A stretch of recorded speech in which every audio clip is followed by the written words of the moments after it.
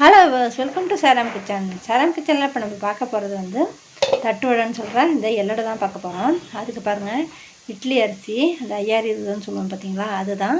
அதை எடுத்து ஒரு 2 கிலோ ஊற வச்சுருக்கேன். இதை வந்து நம்ம ரேஷன் அரிசியை கூட யூஸ் பண்ணிக்கலாம், நல்லா தான் இருக்கும். அப்புறம் வந்து வரமிளகாய் வந்து ஒரு 50 எடுத்து அதை தண்ணி விட்டு ஊற வச்சுக்கலாம். அதுக்கப்புறம் பாருங்கள், இது வந்து பாசிப்பருப்பு வந்து ஒரு 100 எடுத்து அதையும் வந்து தண்ணி விட்டு ஒரு 2 மணி நேரம் ஊற வைக்கணும். பாசிப்பருப்பையும் கடலைப்பருப்பையும் எடுத்து நம்ம ஊற வச்சு ரெடி பண்ணிக்கலாம். அதுக்கப்புறம் பாருங்கள், இப்போ மாவு வந்து ஒரு 4 மணி நேரம் ஊற வச்சு மாவு அரைச்சாச்சு.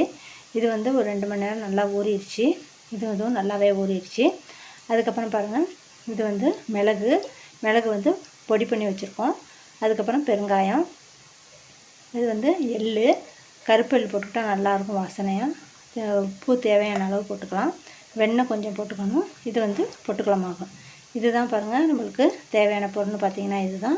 இது பாருங்கள், மிளகா வந்து ஊற வச்சு நல்லா பேஸ்ட் போல் அரைச்சி ரெடி பண்ணிக்கலாம். ஆயில் வந்து நம்ம பொரிக்கிறதுக்கு தேவையான ஆயிலை வச்சுக்கலாம். இப்போ பாருங்கள், இப்போ வந்து நம்ம அரைச்ச மாவில் வந்து இப்போ நம்ம ஊற வச்ச இதெல்லாம் சேர்க்கப்படுறோம். இதுக்கு பாருங்கள், பொட்டுக்கடலை மாவுன்னு பார்த்திங்கன்னா ஒரு 200 கிராம் எடுத்து அதை நல்லா பொடி பண்ணி சலித்து ரெடி பண்ணி வச்சுக்கணும். ஏன்னா இந்த மாவு வந்து நம்ம தண்ணியாக கொஞ்சம் இருக்கிற மாதிரி இருக்கும். அதனால் நம்ம வந்து அதை பொட்டுக்கடலை மாவு போட்டு அதை சரி பண்ணிக்கலாம். இது வந்து கடலைப்பருப்பு, ஊற வச்ச கடலைப்பருப்பு வந்து ஒரு 50 வந்து இதில் சேர்த்துக்கலாம். தேவைக்கு தகுந்த மாதிரி போட்டுக்கலாம். இதில் வந்து நான் ஒரு 50 சேர்த்துருக்கேன். அதுக்கப்புறம் வந்து பாசிப்பருப்பு வந்து ஊற வச்சுருக்கோம். அதுலேயும் ஒரு 50 எடுத்து இதோட சேர்த்துக்கலாம். பாருங்கள், இப்படி தான். இது மாதிரி எல்லாத்தையும் நம்ம சேர்த்துட்டு அதுக்கப்புறம் தான் நம்ம பிசைய போகிறோம். இப்போ வந்து பாசிப்பருப்பையும் போட்டு நல்லா ஊறின பாசிப்பருப்பாக இருந்தாக்கா எள்ளடைக்கு நல்லா வாசனையாக நல்லாயிருக்கும். அதுக்கப்புறம் வந்து பெருங்காயப்பொடி, எல்ஜி பொடி வந்து நம்மளுக்கு ஒரு ஒரு ஒரு 3 சிட்டிகை அளவுக்கு பெருங்காயப்பொடி போட்டுக்கலாம். நல்லா வாசனையோட சூப்பராக இருக்கும். இந்த எள்ளும் பெருங்காயம் அதுக்கப்புறம் மிளகு போடுறோம் பாருங்கள், அதான் வந்து எள்ளடைக்கு நல்ல வாசனை கொடுக்கும். இது வந்து பொடி பண்ணி வச்சுருக்க மிளகு தான். 1-2 உடைச்ச மாதிரி அதை எடுத்து நம்ம போட்டுக்கலாம். இது வந்து உரப்பாகவும் இருக்கும், அதே சமயம் நல்லா வாசனையாகவும் இருக்கும். அது மாதிரி அதையும் எடுத்து நீங்கள் போட்டுக்கலாம். அதுக்கப்புறம் பாருங்கள், இதோடு நம்ம சேர்க்க போகிறது அடுத்த பொருள் என்னென்னு பார்த்தீங்கன்னாக்கா,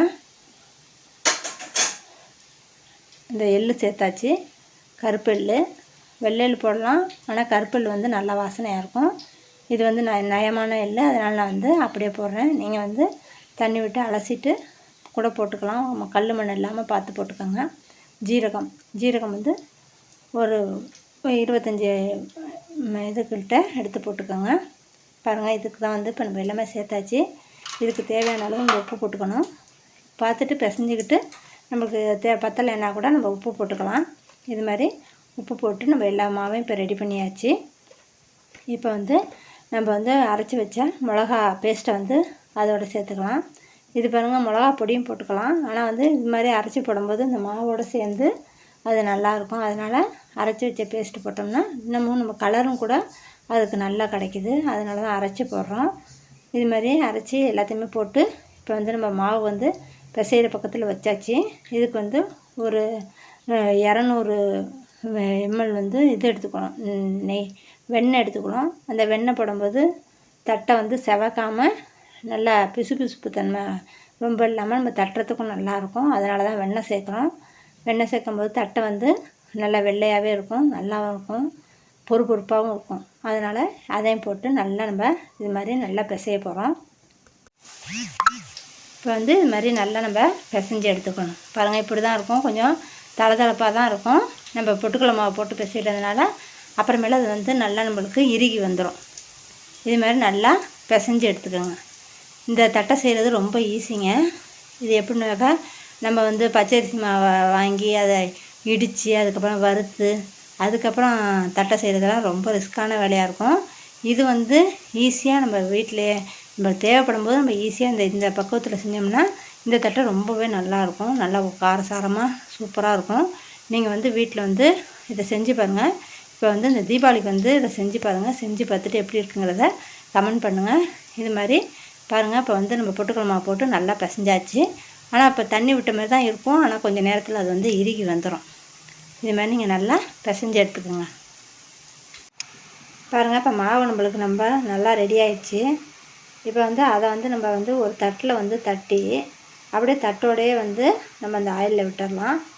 இப்போ ஆயில் வந்து நல்லா சூடாக இருக்கிறதுனால எள்ளடை வந்து நல்லா மேலே மிதந்து வரும். சைடில் இடம் இருந்துச்சுனாக்கா நீங்கள் வந்து சும்மா சாதாரணமாக தட்டி தட்டி அந்த சைட்லேயும் அப்படியே போட்டுக்கலாம். இப்போ பாருங்கள் இந்த பாருங்களேன், தட்டில் வந்து போட்ட எள்ளடையெல்லாம் வந்து நல்லா வெந்ததுக்கப்புறம் அப்படியே தட்டை விட்டு பிரிஞ்சு அழகாக வந்துடும். அதுக்கப்புறம் வந்து நம்ம வந்து அந்த தட்டை வந்து தூக்கிடலாம். பாருங்கள், இப்படி தான் வந்து நம்ம இடம் இருக்கிறதுனால இந்த சைட்லேயும் இப்படி தட்டி தட்டி நம்ம போட்டுடலாம். ஆனால் இந்த தட்டு வச்சு போடும்போது நல்லாயிருக்கும். பாருங்கள், இது மாதிரி தட்டிலேருந்து கலண்டுரும். அதுக்கப்புறம் வந்து நம்ம அந்த தட்டை வந்து தூக்கிட வேண்டியதான். இது மாதிரி தட்டு இருந்துச்சுன்னா ரொம்ப ஈஸி. இது மாதிரி நம்ம தட்டில் போட்டு போடுறது ரொம்ப ரொம்ப ஈஸியாக இருக்கும். நீங்கள் அது மாதிரி செஞ்சு பாருங்கள். இப்போ பாருங்கள், சூப்பராக நம்ம வந்து தட்டி போட்டாச்சு. இது வந்து நல்லா அந்த சொரப்பெல்லாம் அடங்கினோன்னே நம்ம எடுத்தோம்னா சூப்பரான தட்டு வடை வந்து ரெடி ஆயிரும். இப்போ நம்மளுக்கு நல்லா அழகாக தட்டை வடும். நீங்கள் எப்படி வந்து தட்டி அந்த எண்ணெய்க்குள்ளே வந்து அந்த எள்ளடையை சேர்க்கணுமோ அந்த மாதிரி சேர்த்து நல்லா பொரிஞ்சதுக்கப்புறம் எடுத்திங்கன்னா வீட்டிலே வந்து எள்ளடை வந்து ரெடி ஆயிரும். சூப்பரான ரெசிபி இது. இவங்க வந்து தீபாவளிக்கு வந்து இதை செஞ்சு பார்த்து எப்படி இருக்குங்கிறத கமெண்ட் பண்ணுங்கள். தேங்க்யூ.